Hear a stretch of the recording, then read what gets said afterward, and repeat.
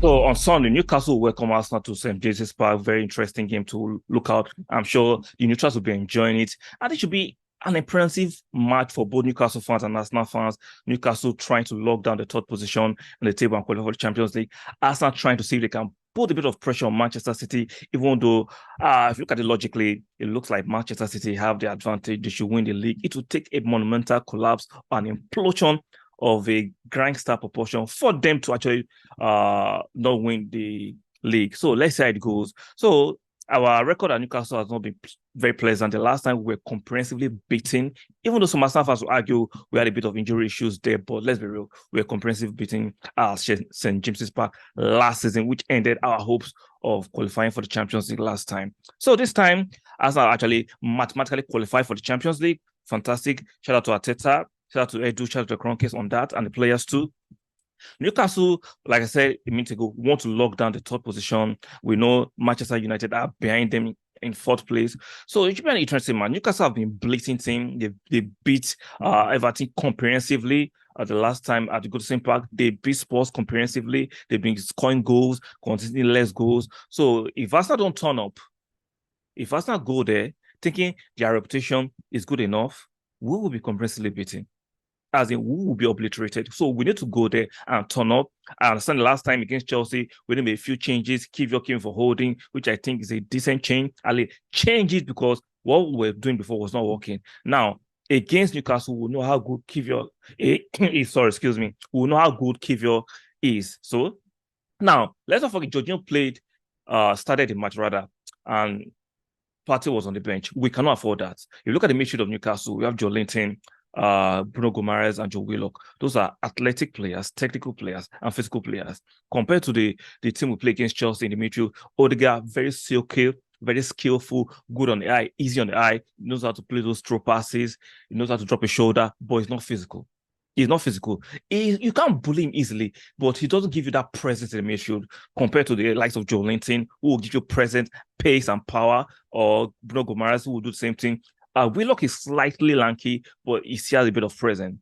But Odegaard, in terms of technical ability, supersedes all the players I've just mentioned in Newcastle. But does he have the physicality? I don't think so.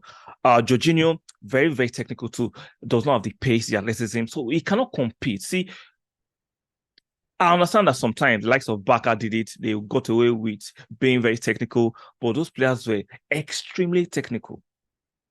And that was the Spanish league. This is the English Premiership. You need a bit of, you need not a bit, you need physicality with all your technical ability. So we cannot afford to play Jorginho, Xhaka, who does not, Xhaka does not have pace. He's not very athletic, but is he physical? Yes. Does he have presence? But he doesn't have the legs to go with it. So we can't play that against Newcastle. We will get obliterated. Remember how they started Newcastle did against Spurs. In 20 minutes, 5 goals. You saw how mad they were moving. They were quick, they were physical, they were dominating, they were intimidating. So we need to bring in Partey. I get your argument. Partey has not been the best in the last 5 games. But guess what? He still has the athleticism, relatively, even though in terms of pace and athleticism, he's dropping down, but he's not as bad as most of us are pushing it. Let's calm down. Partey, Xhaka, and Odegaard need to play this game. Jorginho can come in for 5 or 10 minutes, but we need to start with Partey. I'm sorry. You cannot play Jorginho, Xhaka, and Odegaard against Joe Linton, Willock, and Bruno Gomes. No, you can't do that. There is lack of pace, and there is not enough physicality. So for us to start any chance against Newcastle, we need to have physicality back. Now, Kivior played against Chelsea. I watched him. I don't think he's physically there, but let's see. Maybe I'm too critical about our players sometimes, so I need to tone it down. Hopefully, Gabriel Magalhaes should be available. We know he hobbled off in the last few minutes of the game. According to report, he should be fit, even though Arteta, in his press conference this morning, said he will watch him in training and make a final decision. We know Arteta likes to be coy on these informations. He doesn't want to give the opponent what Arsenal and their players are doing in camp. And I get it, but I expect what's his name? Gabriel Magalhaes to be fit for this match. I expect Kivior to be fit for this match. Zinchenko needs to tighten up in terms of loss of concentration. He's a very good player. He's not defensively as shoddy or inferior as most Arsenal fans will make you believe. Sorry, make you believe. I think he's a very, very good player, but he has a problem with concentration sometimes. So he needs to work on that.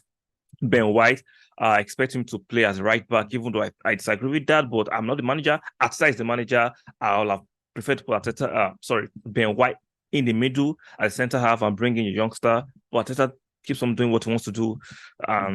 It is what it is. So in the attack, Saka has been struggling, but Mr. Arteta keeps on playing him for some reason. We have options there. Trossard can play there, but he will not because the star boy, Helen Product, English boy, the blue passport. We know the nepotism that goes in with English players sometimes. So for Newcastle, we know St. Maximin should be back. We know the attack. Isaac is on fire. Isaac is on fire. We need to keep an eye on him. He's very quick, he's very tricky, he's very nimble. Ben White needs to keep an eye on him. Kivior, Gabriel Magalhaes, we need to make sure we do not give Isaac too much space and too much time. Will Nelson, what's his name? No, the other striker. No, is it Wilson? I think his name is Wilson. I'm sorry. I'll check. I'm recording this thing, so I'm sorry. He's a very decent striker too, even though he's injury prone. We saw the goals he scored against us last time. So Arsenal need to be tight defensively, be very physical and very domineering in the midfield for us to stand any chance. Any chance. Now, if you ask my predictions and for me to put my money where my mouth is, I'll go for a draw. I'm not really convinced we've turned a corner, even though we won against Chelsea. Everybody is beating Chelsea. Chelsea at the town bicycle, everybody's taking it right. So I can't take that I can't run with that too much because that is not a required yardstick to me. Southampton beat Chelsea.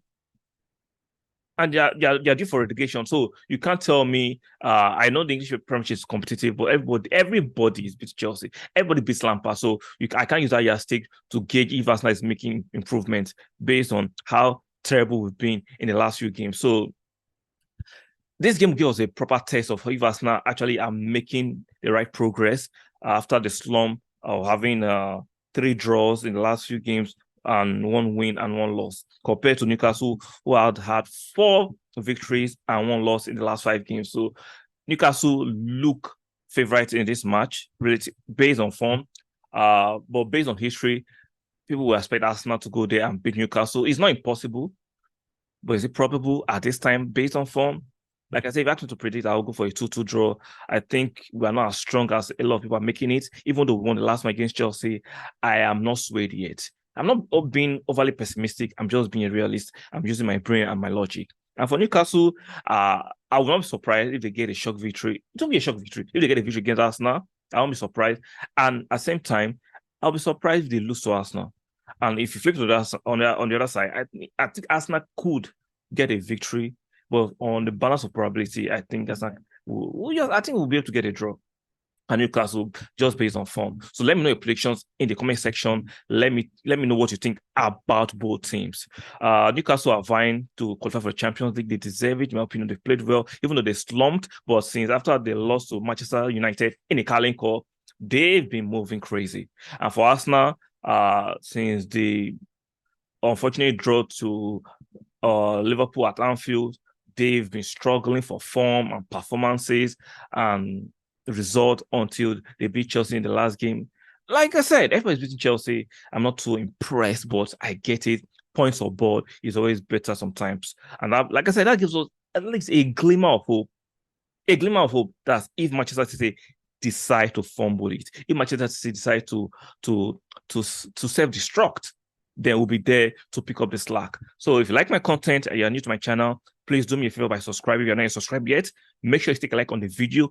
Very, very important for the growth of the channel and the algorithm. And don't forget to turn notification bells because YouTube will not send you notifications about my content if you don't turn them on. And I'll see you guys on the next one.